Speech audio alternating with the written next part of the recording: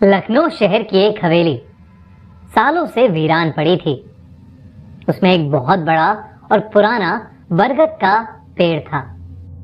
लोगों का मानना था कि उस घर में रहने वाले लोगों ने उसी बरगद के पेड़ पर चढ़कर आत्महत्या कर ली थी।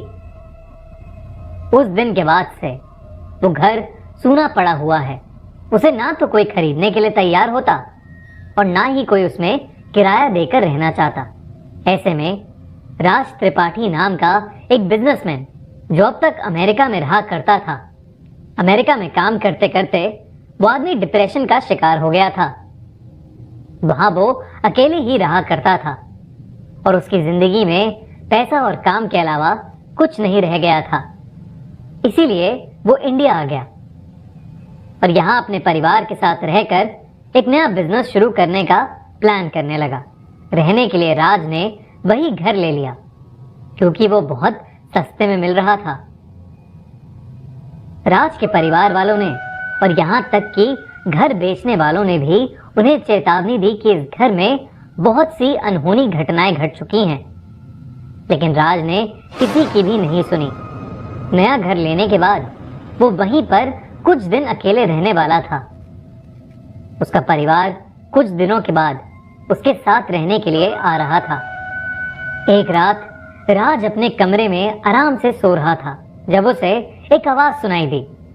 आवाज सुनते ही वो झटके से उठ गया और उसने अपने सामने रखे शीशे में एक भयानक सी दिखने वाली औरत को देखा जिसकी आंखें और जीभ बाहर निकल रही थीं। राज ने जैसे ही उसे देखा वो बहुत डर गया। वो अपने बिस्तर से उठा और दौड़कर घर से बाहर भागने लगा। जैसे ही वो घर से बाहर निकला वो किसी के पैरों से जा टकराया। जब उसने सर उठाकर देखा तो उस बरगद के पेड़ पर बहुत से लोगों की लाशें लटक रही थीं।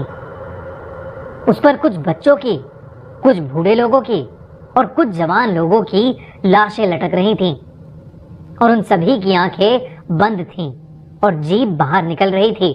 अचानक से उनकी आंखें खुल गईं और वो सब के सब राज की तरफ देखे जा रहे थे। राज उन्हें देखकर बहुत डर गया और वहीं पर बेहोश हो गया। अगले दिन राज की मेड ने उसे जमीन पर बेहोश पड़ा हुआ देखा। उसने राज को उठाकर बेड पर लेटाया और डॉक्टर को फोन कर दिया। डॉक्टर जब उसे चेक करने आया तो उसने बताया कि वो स्ट्रेस की वजह से बेहोश हो गया था।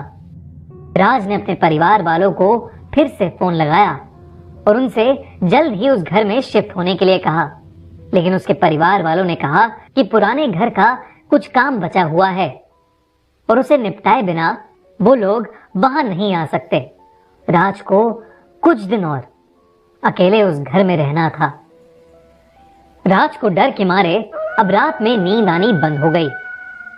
वो आधी रात में सोते सोते एकदम से उठ जाता और उसे ऐसा लगता कि जैसे वो सारी लाशें उसके कमरे में ही उसके आसपास खड़ी होकर उसे घूरे जा रही हों।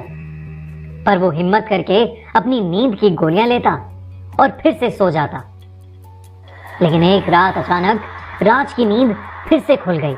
उसने देखा कि वो बरगद के पेड़ के ठीक नीचे लेटा हुआ है और वो सारी लाशें उसके सर के ऊपर लटक रही हैं और वो लाशें तैरती हुई नीचे आ गईं। नीचे उतरने के बाद वो राज को देखे जा रही थीं और उनकी आंखें ठीक उसी औरत की तरह बाहर निकल रही थीं। राज अगले दिन फिर से उसकी मेड को बरामदे में बेहोश पड़ा मिला। उसकी हालत दिन ब दिन खराब होती जा रही थी।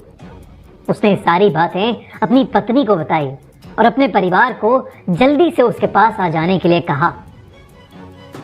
लेकिन उस रात के बाद राज और उसका परिवार फिर कभी नहीं मिल पाए। अगली सुबह जब उसके परिवार वाले वहां पहुंचे तो उन्होंने देखा कि उनकी हवेली के आगे भीड़ जमा थी।